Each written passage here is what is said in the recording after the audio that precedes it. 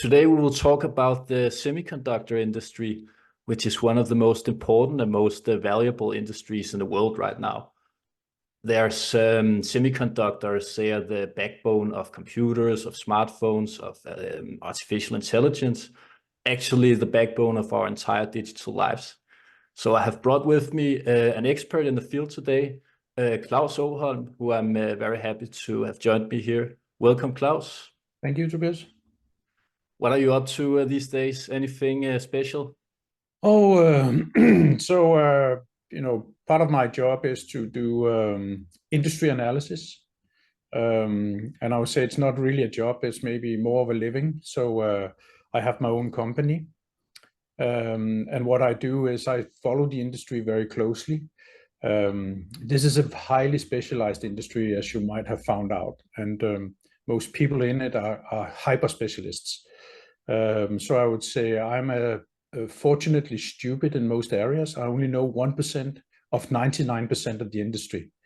But most other people, they know 99% about 1%. They are hyper specialized. So whenever I write something, there's always 1% who thinks I'm an idiot. You know, you clearly don't understand this. But the other 99%, they think, oh, he's brilliant, because that's outside their area. So I have made it my specialty to be shallow and just know a lot about everything. My company really has three things that I work on. The first is data about the industry. So I look at the supply chain and look at what goes on. Then the second thing is I analyze these data and then provide insights for my customers, who wants to find out what's going on. And the last thing is I help promote. You know that I'm quite active on LinkedIn and on other sites. So this is really part of my business to be able to get the message across the board. But maybe I need to go back a little bit further to sort of outline where my interest started. And I've been in the industry for many years when we had a quarter that was very, very poor from a business perspective. And my CEO went out and said it was a strong quarter and we took market share and we executed brilliantly. And I was like, I don't think so. And then I decided to go and check all our competitors to find out what was going on. And they said exactly the same. And it's like, come on, this can't be true. And that's basically where my interest started. It was that these CEOs, they are cheerleaders for the company. They're talking up their stocks and trying to motivate their people. They are not committed to truth. So I decided to become the really annoying one that sometimes, say to them, I don't think so. This is really what's going on. So you'll find out that I'm not very popular in all places in the corner office. But hey, somebody's got to be the naughty guy that tells the truth. That's the price you pay, right? Yeah, that's the price you pay. And my daughters will say, "Oh, you're perfect for that, being annoying." So this is basically my job. Cool. And it is a very complex industry, as you also pointed out. So I have brought with me some slides that I thought we could start out with, and you can maybe explain a bit what it is that we're seeing. For sure. So let's start with this. I believe this is the semiconductor cycle. So what is this all about? Yeah, so if you look at the bottom slide there, that goes back to the mid-90s, and it's basically every bar represents a monthly revenue for the entire industry. And as you could see, it sort of has some bumps. It goes up and down. Right now we are in the area of $50 billion per month. So it is about, it's a $550 to $600 billion industry, the second largest in the world after construction. But if you go up to the top bar up there you look at the industry growth rate versus 12 months ago. And there you can see there's some very, very distinct cycles. They're about 4 years long. And for us that works in the industry, we call it also the bonus cycle. So we'll start the first year of the cycle with no bonus. Then the second year of the cycle, we will have a little bonus. The third year of the cycle, we will have an outrageous bonus. And the fourth year of the cycle, we'll have a pay cut. So we basically need to deliver. We get negative bonus. So several times I had to deliver 10% of my payback. This is just the industry. It's boom and bust. There's two sort of modes. Either there are too many chips or there's not enough chips. And right now we're just out of a cycle where we are in a position where there's plenty of chips, except for one area. And that's probably an area that interests you. What you can also see on this one is there's some growth rates in there. You can see compound growth rate. So the industry used to be very, very high growth. So like 20%, 25% per year. And all of that was basically concentrated in 1 year. And then you had later on, we are now approaching probably 8% growth per annum. It's still very, very healthy, but it's very different compared to where it used to be. And the reason behind this very strange cycles is that it takes very, very long time to build a semiconductor factory. So you'll hear it affectionately called a fab. This is what we call it, because factory is believed to be too simple a word. It's a highly complex unit. And what happens is that when you build a fab, you start to do some construction that takes some time. Maybe it takes over a year. It's quite complex construction. We call it a cheese sandwich because it needs to have different layers where you do different things. And after that, you need to fill it with some incredibly advanced equipment. And then after, if you really, really fast, you can do it in 2 years.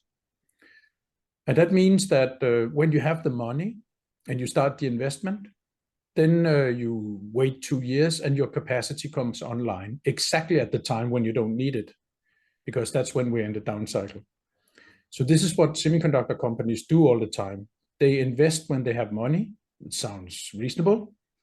And then they get all the capacity online when they don't need it, when there's no market demand.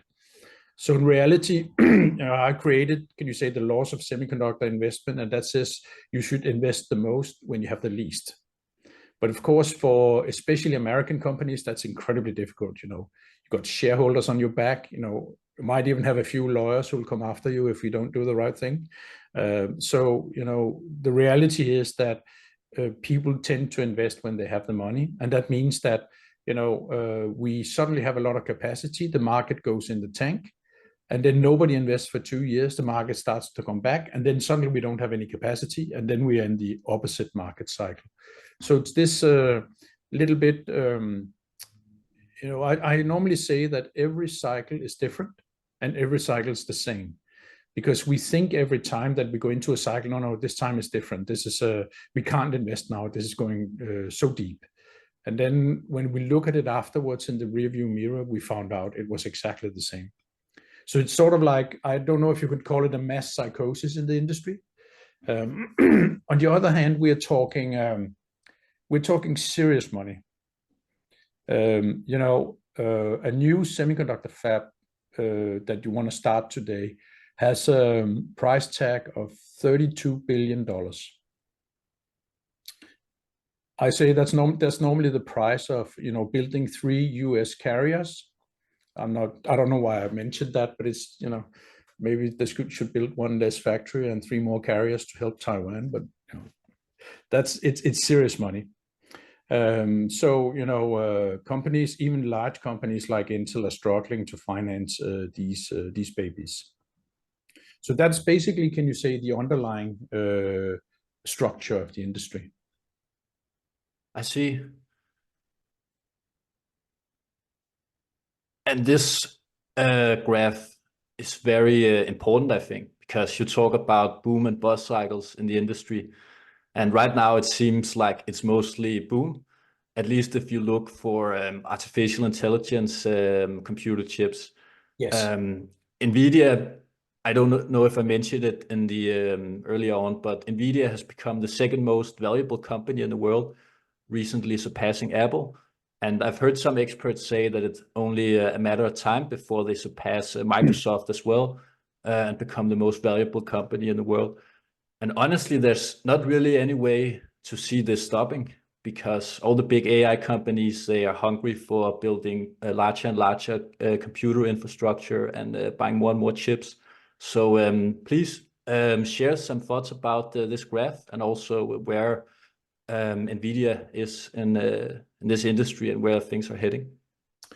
Yeah, so digging back into history, not because I'm old, but that's, always where you can find some good information. So you can say every cycle sort of had its driver. So back in the mid 90s, it was driven by PC. Later on, standard mobile phones, you had iPhones, you had communication equipment, the internet drove a lot. And the last big spike we had was actually the rise of the data center. Before that, everybody, had sort of like their own enterprise systems. Every company had their own servers. But suddenly you had Amazon coming and said, we can do that for you. We're sort of like a bookstore, but we're pretty good at data as well. And yes, they are. So that drove a lot of revenue.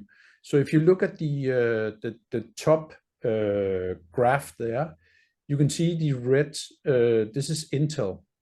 So Intel were very strong in the computer industry, and in principle, a server card is a computer. It's a little bit different, but it's a computer, and it has a lot of memory around it. And then it has a lot of hard disks in the old day, less so today. And then, you could put very big workloads on them because there was a lot of processor cards. And as you could see, you really didn't have a lot of the two other companies, AMD, which is also a very, very old company. And you have Broadcom in there, and then you have Nvidia. Nvidia used to be a graphics company for people that go back just a year ago. They were more graphics company than an AI company. But you could see how Intel dominated everything, like they have dominated the PC. But something changed, and as you can see, slowly they were attacked from both sides by AMD and by Nvidia. And they were basically obliterated here, 4 quarters ago when Nvidia reported their first, gung-ho quarter. What is even more important is to look at the lower graph that shows, can you say, the operating profits. From being very, very profitable for Intel, they basically were kicked out of the data center. And right now you have a lot of activity going on. So we're just a few weeks away from Computex in Taiwan, which is a very big show. And there, all of them showed new AI architectures, we call them GPUs. Or it's actually graphical processing units. The difference from a traditional CPU, as you have in a computer, is that a CPU, it sort of takes instructions and do them one by one in principle, whereas a GPU does a lot of very simple instructions in parallel. And that is very, very good for AI, both for learning and inference. So as you can see here, within a year, the industry got totally turned around. And Nvidia is now the largest semiconductor company. And I don't think anybody saw that coming. I think I consider myself an expert. I didn't see it coming. It was really completely, it was a surprise. We knew that in what they were working on, but the reception was crazy. So there's so much demand still. So it's not limited by demand, it's limited by supply. And actually next week, I'm going to release some research It's paid research for the investment banks that first of all will give my opinion of what Nvidia's next quarter is going to be and why. Hopefully I can sell that so I can feed my dog, else, you know, I'll probably just show it to everybody for fun. So I think, you know, as you can see it, there's a huge development going on here, and that's at the same time as the market is quite depressed in general. Then you have this very, very narrow, it used to be narrow, but it's now the single most important market in the semiconductor industry. And I would say probably in the world, because of the output of it, you know. And if people should be interested in buying your analysis of Nvidia, how can they buy it? They can go to my homepage, so it's SemiBizIntel, or they can find me on LinkedIn. Then I can link them to it. It's online now actually, so you can buy it now. But I'm not. Yeah, it's in pre-release. Let me put it this way. I think when this recording comes out, we're probably okay. Okay. Cool. So that means that there's a little handful of customers that are allowed to buy it before everybody else, the big money boys, so to speak. Yeah, and I switch to the next slide. Yes.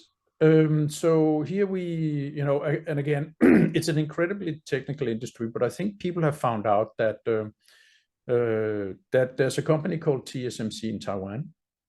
They're pretty good at doing chips. You know, you'll hear that, TSMC do 70% of all chips in the world. That's of course not true.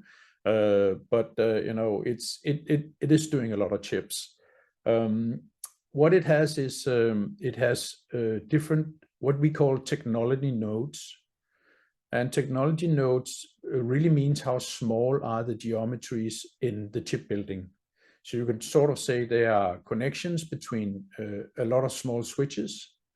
And if you have something, you know, that's 6 nanometers, then 3 nanometers is you know, 4 times as good in principle.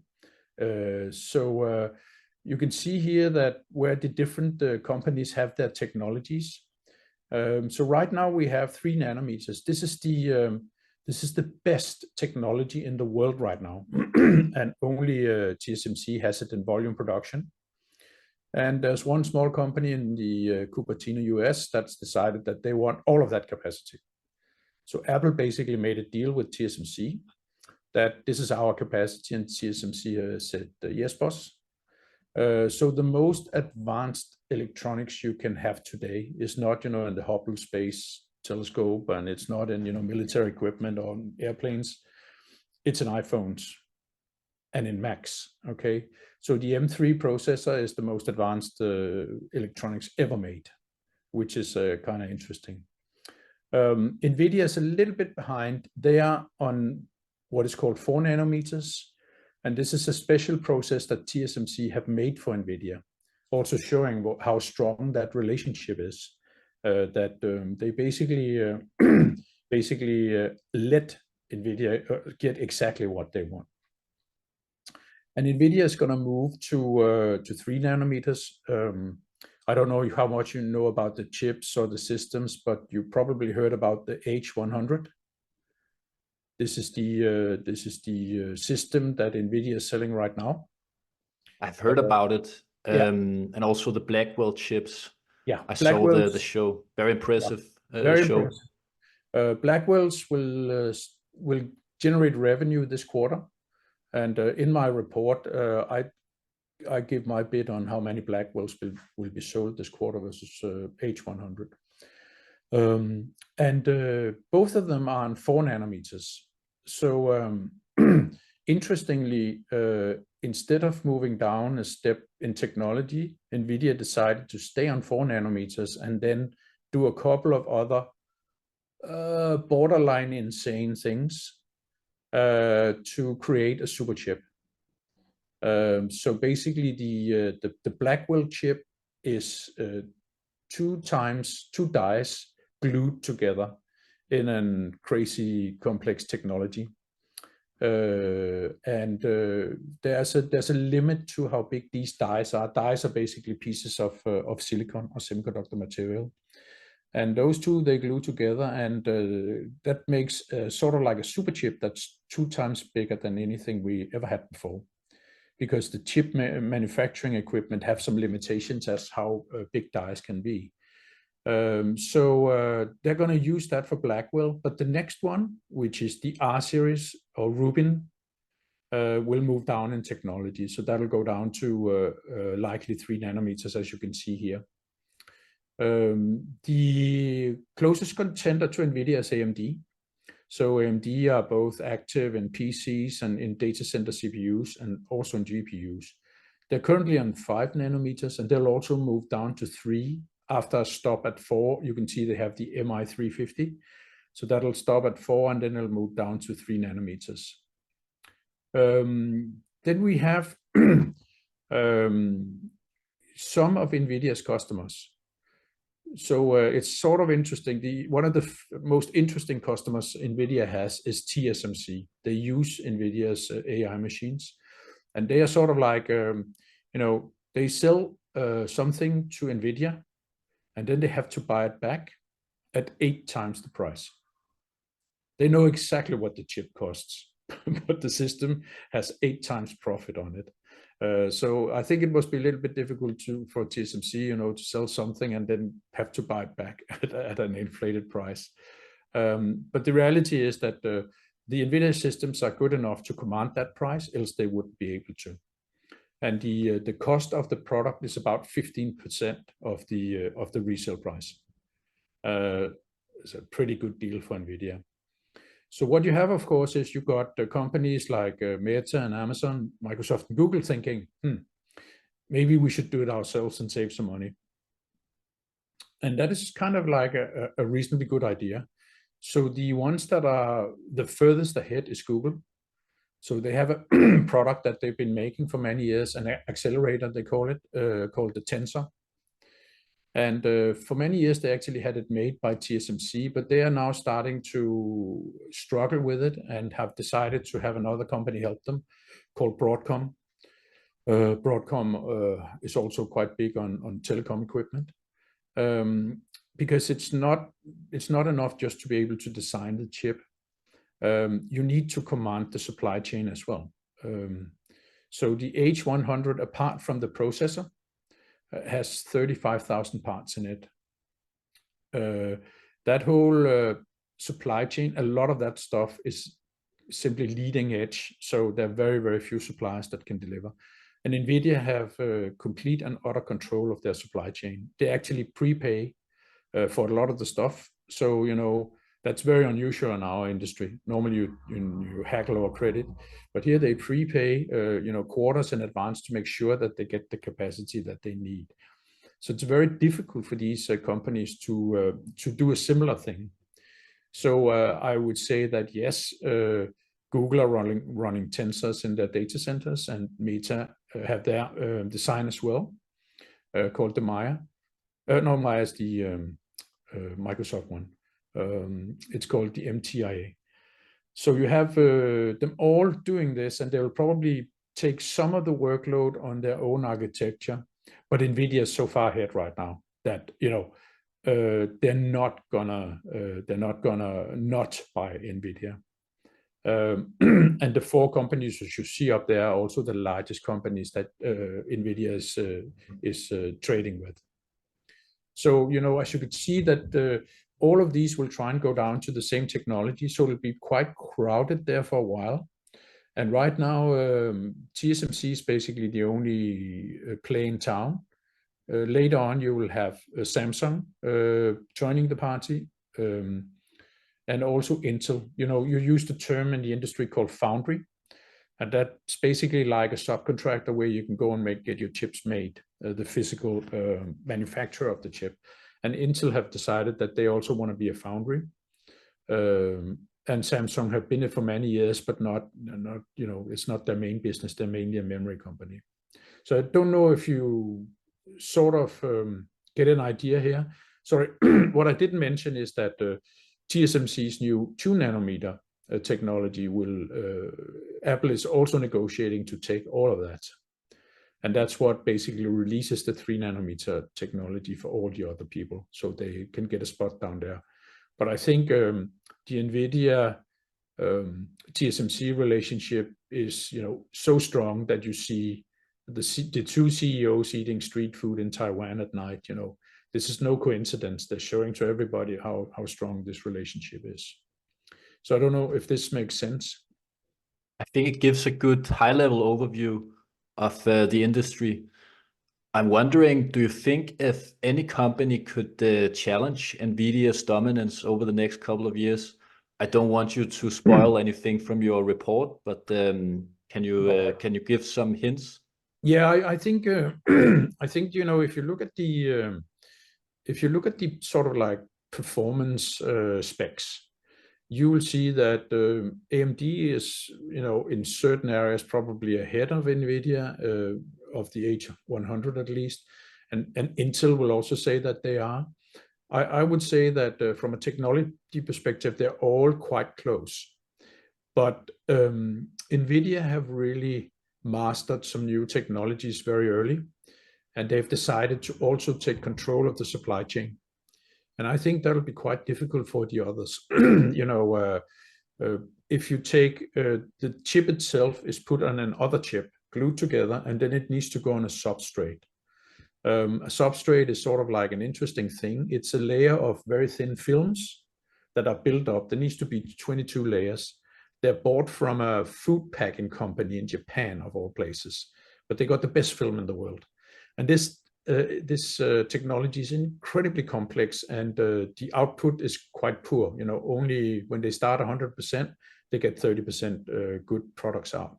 And right now, Nvidia is sitting on all of that capacity, and I don't think they're going to give that away. So that's just an example of Nvidia thinking very strategically about their supply chain, and for me, that's kind of fun. Then I can start following them in different places in the supply chain and generate some insights for my clients, and also for the people who follow me on LinkedIn and Substack.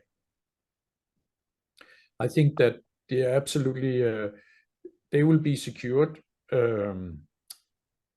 but margins could go down. If suddenly AMD presented a real threat, then of course the larger companies would start trading a little bit, and that would cost on margins. But I do think that I cannot see this changing for the first year. Of course, there could be major depression, and all of the cloud companies decided that they don't want to buy as much AI systems. It could be that they can't monetize it, because that's still a little bit unclear if they really get any the amount of money back that they're investing. So there could be other things that impacts it, but no, I don't think that Nvidia is in any danger of being caught up here within the first at least year, maybe also two. This is not stock advice, by the way. Of course not. Of course not. No financial advice. Oh, no. Do you think, this is maybe a tough question, but could there be any antitrust concerns with Nvidia's dominance? There already is. So they are being investigated by the U.S. government, because they're looking at they're just looking at saying, okay, you're sitting on 80+% of the market and almost all of the profit. So they want to go and check if there's something naughty going on. So yes, that could be that. I don't think so. I think they've done really well, but I don't think they've done anything illegal in terms of trying to muscle out their competitors. Quite honestly, I don't think they need to. Jensen Huang has stated, after Intel said that they could deliver the same performance for a third of the price, he said, I think they can give it away for free. We'll still take the order. And I think he's probably right, because the systems are just so much better, and the Blackwell will be, oh God, it'll be an incredible deal for the data centers, even though it's incredibly expensive also, because they'll get so much performance out of it. It's very fascinating. And is it correct to say that Nvidia's extreme growth is mainly because of the growth in AI? It's almost exclusively AI. So we are looking at the H100 revenue now is bigger than most semiconductor companies. Actually didn't do the exact measurement, but I think that it's almost as big as Intel, just one product. So all of the growth is in the data center. Actually, the other business is flat to declining, probably because it doesn't get a lot of love at the moment. And some of the older systems are also in decline. You have the Ampere systems, the A100 is also in decline. And then, of course, you had, they were selling to China, but that was embargoed by the US government. So they made a scaled down version of their H100 called H20. And that's also a little bit, it's selling somewhat, but not as much as, the H100. The H100 is probably, right now, it's over 80% of their revenue. Wow. Yeah. Insane.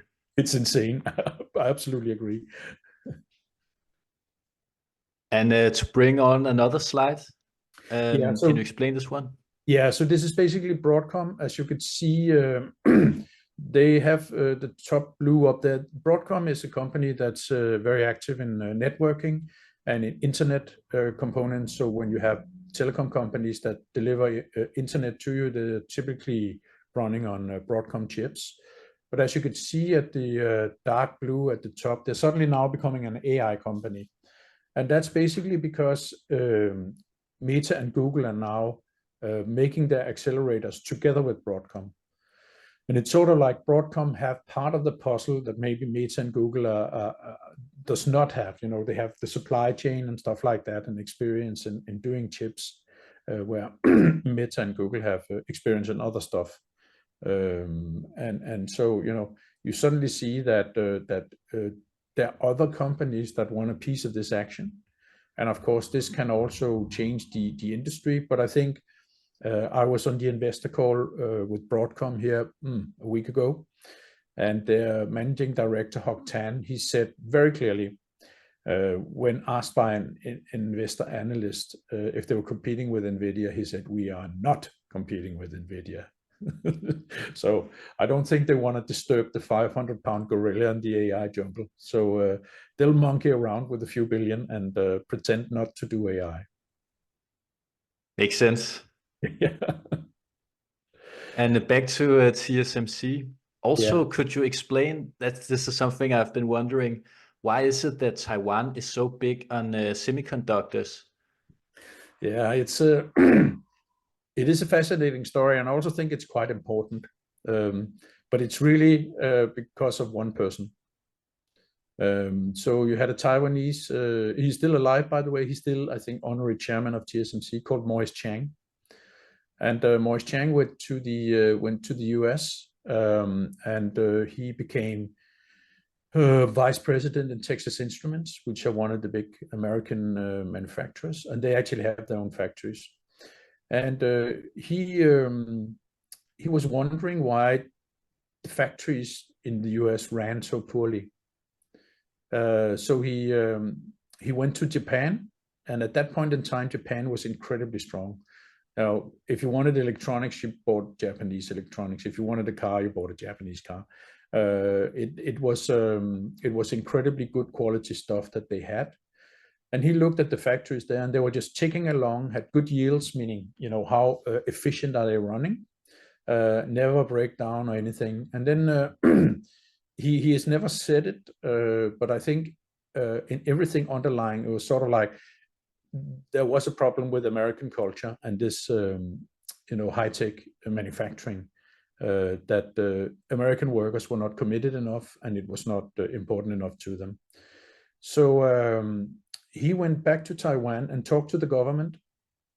And they were, at that point in time, very interested. They're not that far away from Japan and saw what was going on. So they were very interested in building an industry. And a lot of blah, blah. And he suddenly had enough money that he could build his first fab. And the government was, of course, a large shareholder. And that's basically the story. Then he just started, to say, okay, in the beginning, who should we build for? And I think they were fortunate enough that a European company decided that they wanted to build their chips on TSMC many years ago. And then after that, they just started to claw in on the market, because American companies didn't want to have all the hustle and bustle with chip making. It was becoming expensive. When I started in the industry, a fab probably cost $50 million. And then it started to be 150 and 250. And suddenly the American company said, oh, why don't we just, get it done in Taiwan? They do it better and cheaper than we do ourselves.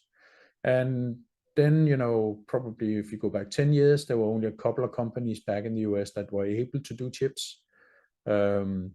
And then the American government woke up one morning and said, what if something goes wrong? And then somebody said, well, then we won't have any chips. And that, of course, was a wake-up call. And the reason behind that's all of this, semiconductors have entered the geopolitical stage now, where that's being discussed at the high-level trade meetings between Biden and Xi and others. So this is basically it. You can see now that they are approaching, $20 billion a quarter. So it's not a candy store. This is serious money. But as you can also see, they are not having the same trajectory as Nvidia's revenue, although Nvidia get all their chips made in TSMC. So they have a different place in the value chain. I know they're perfectly happy with the Nvidia business, but it's not like they're growing like Nvidia is. And Nvidia is in the red area, you can see in the bottom, so it's growing nicely, but it's not not at all at that, can you say, sky's the limit kind of rise that Nvidia has. So this is basically the story behind TSMC. I think that's sort of like an interesting story is that if fab equipment breaks down in the US during Christmas, it'll be up running again in a few weeks. If fab equipment breaks down at night, Christmas night, it'll be up and running in 35 minutes. It's a joke, but I know what they mean. It's like they're just so committed, and their suppliers are so committed that I don't think we have any concept about it in the US. In Europe and US and the West in general. And as you might know, TSMC are building factories in the US right now, and they're struggling to get workers. So they're basically importing Taiwanese workers to work the factory right now to a high degree. So this is sort of like the story.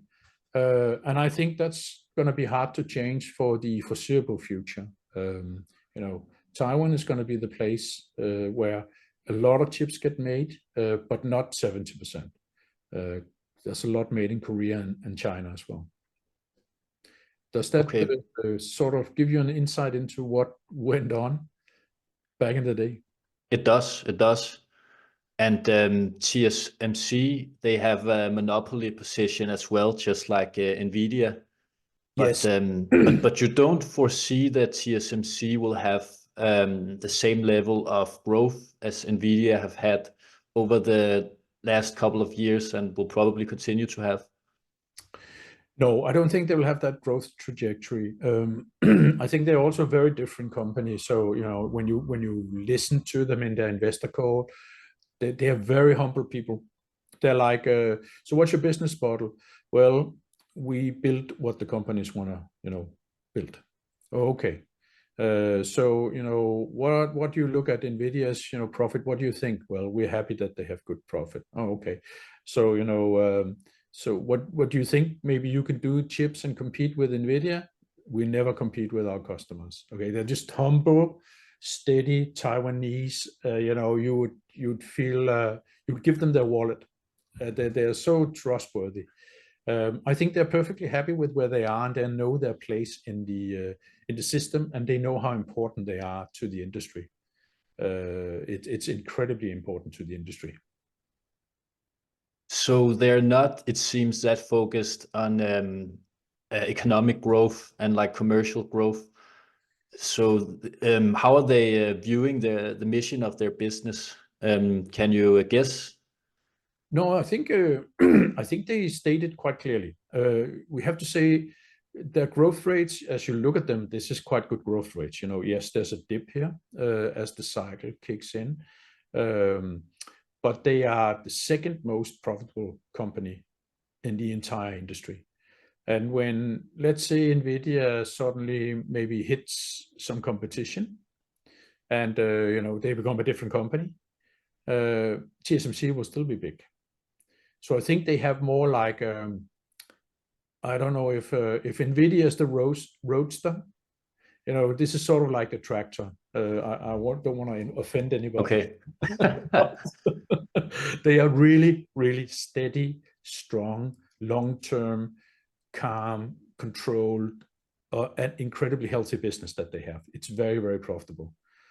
So I think that they sort of know their place and they don't get greedy or aggressive and say, I know that actually Nvidia is talking about giving TSMC a better margin voluntarily.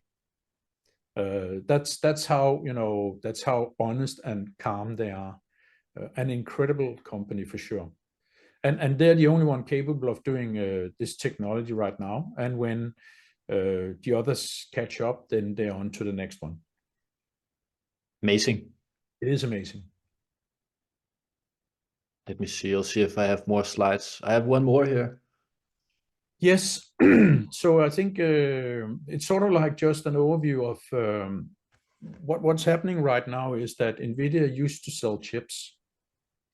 So they sold chips to, you know, a company in Taiwan that will put them on a server card, and that server card would then be sold to Amazon and go into their servers. But the new AI systems, they need to have memory on the board. So in order to get very, very high speed, you need to have very, very short distance. Electrons don't like to travel. They need to go very, very short distances. So the first thing Nvidia did was they put the two dies very close together, and then they put a hefty number of DRAM on the side of them. And this is again very complex. A DRAM, you know DRAM from your computer probably. It remembers things until you cut the power, then it forgets things. But you know, very, very practical part. And DRAM, you have sort of like a small little square of DRAM is 2 gigabyte. And that little square has 512 layers. Those are put into 16 layers and then put very, very close to the die. This is so amazing advanced technology that I have no clue how they even pull it off. And all of this stuff generates heat. And DRAM doesn't like heat. You know, it starts forgetting around 75 degrees, and it's going complete Alzheimer's at 125. There's nothing left. It's forgotten everything. So you need to balance those things to get it very close to the GPU at the same time as not getting it too hot.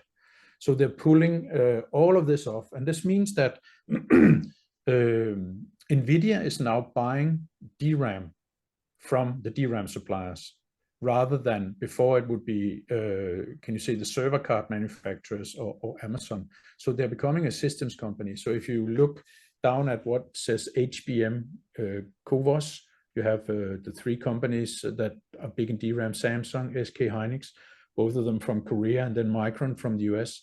They're now supplying these products directly to the chip manufacturers that now become system manufacturers. In the background, you can see that there's some materials, and the materials are, there's basically silicon. So you know, this is a crystal that is quite common in the Earth's crust, probably the most common element in the crust, where they make very, very thin discs that the chips are made on.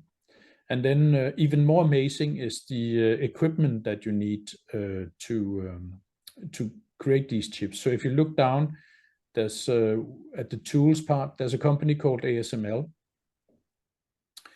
And for anybody in the industry, they'll know that this company is placed in Holland. And the first person that Biden called after he had made an embargo on China for AI chips was the Dutch Prime Minister, and said we would really, as I mean really, appreciate if ASML stopped selling to China. And ASML stopped selling to China. So they're still selling tools, but only not their most advanced tools. And to give you an idea how crazy this is, ASML is the only company that managed to do the smallest geometries in the factory. So, you know, Intel and TSMC needs to buy these devices. They are 7 plane loads big. They cost $380 million a pop, and they come with lifetime employment of workers. So ASML workers needs to take care of it. And what goes on in that machine is insane. So you have a vacuum where you drop a small pellet of tin. Then you hit it with one of the most powerful lasers that is commercially available to make it a little bit flat as a donut. And then you start hammering with another laser, and it starts to glow. And that light is then, you know, captured by mirrors that can only be made by Zeiss in Germany. They are then moved by reticles, which are small mirrors that are accelerating at 10G, and then they're basically printing the wafers and the dies. This technology is so insane, and there's only one value chain for that. So, you know, not only is Nvidia a play that is the only one who can do this technology, they're depending on a company, TSMC, to help them. That can only do that technology. They need memory that only SK Hynix can do right now, and made on machines that only ASML can do. So if you know, it sort of sounds pretty thin. You know, there's not a lot of things that has to go wrong before, you know, we're in deep trouble. And they are already working on the next generation that's even more insane. Okay. So you know, this is what the industry is, this constant movement of this border, in order to deliver, you know, twice as much for half the price every second year. That's the industry I work in. It's really striking how international and global this industry is. Yes. Yeah, so the substrate that I talked about were made of film. You know, this is really a Japan-centric thing. Also, the wafers the raw wafers that TSMC uses also a Japan thing. And then you have the tools there. You know, the border between Holland and Belgium is the most advanced semiconductor area in the world. And there's a company called IMEC, which is part research company. They have the most advanced chip line in the world, even more advanced than TSMC, because that's where ASML tests their new equipment. So there's a down in that area in the borderlands between Holland and Belgium. They're currently churning out the most advanced chips ever made, but not in production quantities. This is in, can you say, research quantities. Okay. I was also wondering, as a side effect of the supply chain being so international, and there's also all these bottlenecks, as you say, because there are not that many manufacturers in many of these stages. What do you think the risks are if there's like a real bottleneck? Do you think this could become seriously problematic? Oh yes. So the industry is inherently global. You know, when the war started in Russia and Ukraine, we need neon in the production, because neon is an inert gas, so it doesn't react with anything. So when we sort of put a layer on these wafers, it has to be 1 atom thick. It's not a lot. And it has to be in neon gas to make sure that it doesn't react with other things. And neon is a funny thing, because it's not freely available. The only neon available on Earth is by the decay of uranium. And there's one area where we can sort of collect it, then that's steel manufacturing. So when you do steel manufacturing, there's a little bit of uranium. And when you start to destroy that, then you get a little bit of neon out and you can collect it. And funny enough, the biggest producer of neon in the world was Russia. And then you had to refine it to a higher cleanliness. And funny enough, the place where most neon was refined in the world was in Ukraine, actually in a town called Mariupol, that got grounded very early in the war. And there, already there, we had the first problems. Do you think that was a strategic decision by Russia? No, I don't think. I'm not even sure they were really aware of that, because it's not a high value. It's just we need it, okay, and we can't just go and get it elsewhere.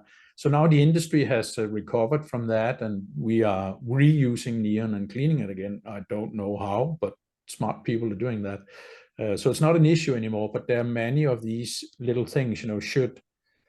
Should China decide to reunify Taiwan, then this could be it will be very disruptive to the industry, maybe even catastrophic. So yes, there are many areas where it's very delicate. We have also a lot of our capacity are on the ring of fire. So there's earthquakes, tsunamis, and volcanoes. I don't know why we do that, but we tend to do that. So a lot of our specialized manufacturing is in Japan, in earthquake zones. So there can be things going wrong. There was recently an earthquake in Taiwan, and there we lost production, 10 weeks production, but we recovered. But a factory is very, very delicate. So when something like that happens, basically production is destroyed, and they have to start all over again. So there's a lot of things that can go wrong.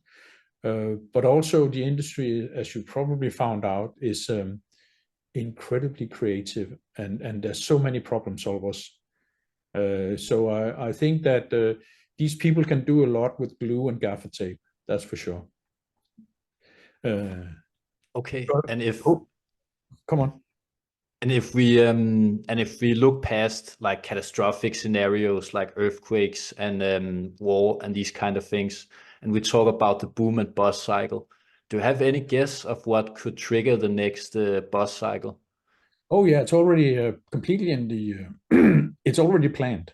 It's fully planned out. So I know when it's happening, and the company is already seeing it, because there's a lot of factories being built under the CHIPS Act in the US, and all of these factories will come online in late 25, beginning of 26, and they'll come at a point in time where there'll be so much capacity that the industry will tank again.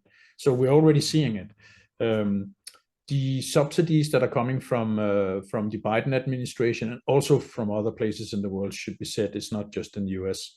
You can get money everywhere you want it if you want to build a semiconductor fab, also in Europe. But what it is, it's tinkering with the normal flow of things in the industry. And that means that we are probably going to see what I would call a super cycle. And of course, you should be a very poor consultant if you're not trying to make a little bit of money on that. So this is part of what I advise my clients about. This, what does it look like? And that's what they're paying me for, to tell them how far are we into it, and when will it hit, and when should we hit the brakes, and things like that. And then they use my input, and of course they have other input as well, which is fine. But we're heading for a super cycle, I think, in 26. And it's not going to kill the industry, but it's just going to be a couple of painful years for everybody in the industry, as usual. And something else I've been thinking about, if we look at OpenAI CEO Sam Altman and Mark Zuckerberg and all these CEO types, they are very keen on spending a lot of money on data centers for training new AI models.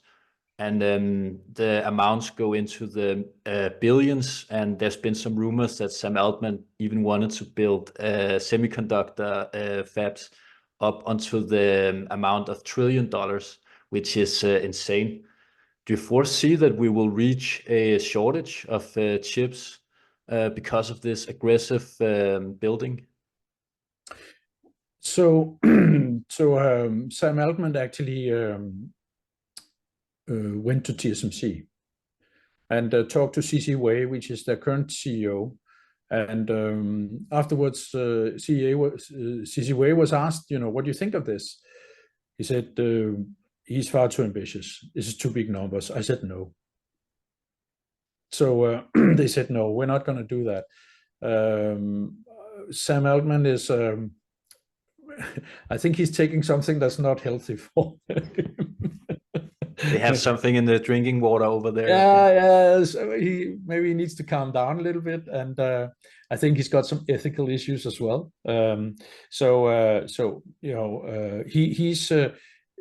He's coming with this very aggressive Silicon Valley kind of attitude to the Taiwanese, who are calm, controlled people, and he doesn't understand them. I, however, think they understand him very well, and they're saying, we're not going to be part of that, thank you. We have our own plans, and they'll tinker along, and they'll come at the right time when it makes sense for TSMC. I don't think we'll run out of chips. There'll be many options. What we will run out of is much more problematic, is power. Because, these beasts are hungry. And not only are they hungry, they're also hot. So Blackwell needs to be liquid cooled now, which also requires more power. Liquid cooling means that you either put the entire server board in a liquid and then circulate water, or you put sort of like a plate on the GPU, and then you circulate water through that plate. But it gets so hot now that you need that. So a problem will be supplying power to all of these chips.